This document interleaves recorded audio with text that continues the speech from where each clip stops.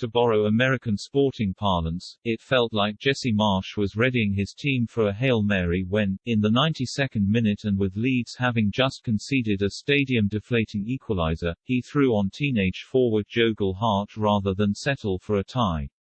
What a god-like intervention it proved to be. Within 90 seconds, Gelhardt, all 5 feet 9 inches of him, was out-jumping Norwich centre-back Ben Gibson to flick on goalkeeper Ilan Meslier's hopeful punt downfield. Gelhardt's unlikely header found Rafinha and it looked as if those home prayers were about to be answered when he skipped by Brandon Williams and raced through on Tim Krul's goal. The locals were just about to sink back into their pews as Krul forced Rafinha wide. But then, from the byline and on his weaker right foot, the Brazilian conjured the canniest of hooks into the 6-yard area. And there was Gelhardt, the stocky little kid with a tuck-shop grin helping himself to the sweetest of strikes. From Hail Mary to Hallelujah. It was, it should be noted, Gelhardt's first goal at Elland Road. Not that this was about statistics or any significance attached to them. Rather, it was about a moment in time. A moment to send the mercury rising and bodies tumbling.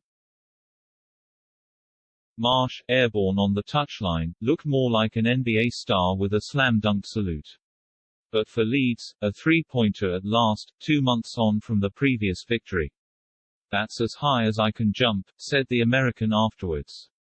In America, we call that a credit card celebration. It was certainly a priceless goal. Marsch may only have been 2 defeats in as successor to Marcelo Bielsa, but he was starting to look and sound a little like the right man at the wrong time. Do you really parachute a blue sky-thinking manager into a storm? Thursday's 3-0 defeat by Aston Villa finished with scenes of unrest as fans, unhappy with the removal of the Argentine, turned on the director's box.